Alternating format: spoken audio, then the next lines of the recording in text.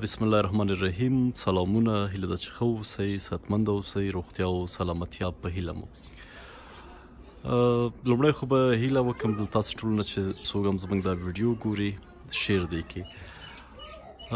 موږ او ستاسې پر وطن کې کم ماتمونه و چې رانغلل، داعش، ځانمرګي، فقر، بیکاري، ځانمرګي او بېنومه مړي، یعنې په نیمه شپو کې له کوره راوویستل شي، ووژل شي. هغه لا په ځای و چې کرونا راغله. کرونا خلک غریب په کور بند شول. هغه چې ماښام به یې د سرخان باندې نیمه وچه ډوډۍ پیدا کېده، اوس هغه هم نه پیدا کېږي او چاره هم نه لري. د دې کورنۍ حالت هم دغسې و چې ځوان زوی و، له یو چا سره ډریور و.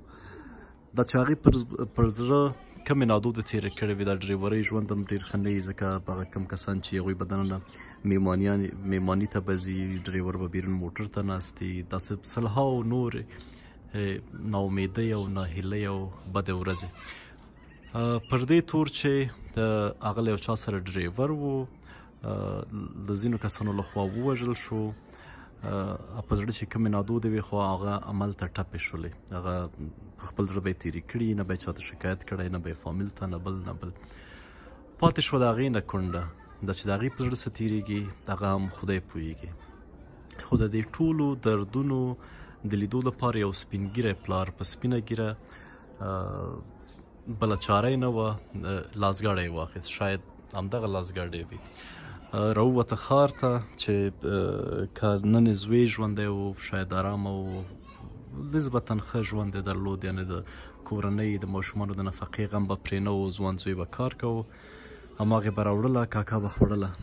کله چې دې لاسګاډی واخیست، ښار ته ووته، هغې کې کرونا راغله، کاکا یې په کور که. دا چې یو سپین ږیري سړي ته کونډه او یتیمان، خپل ماشومان، کور، د کور کرایه، مصارف تر غاړې شي او ښار هم بند وي، د کار کولو زمینه هم نه وي، هغه څه شی وکړي.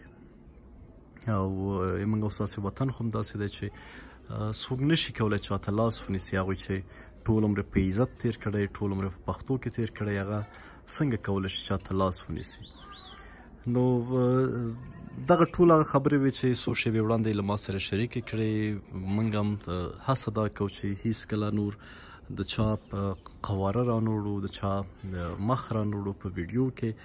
کوم مشکل چې خپل تر وسه پورې به یې زه شریکوم، که یو نیم خبره پاتې کېږي شاید په غږیز ډول یې د هماغه کس نه راواخلو چې مشکل یې څه شی. د دې مشکلات خو فکر کوم چې همدومره و. ما راواخیستل، دوی دلته په یو کرایي کور کې فکر کوم چې اوسېږي. دغه یې د کور حالت، هغه هم د کور کړکۍ چې تر اوسه شیشې نشته. دا ژمی به دوی همدغسې تېر کړی.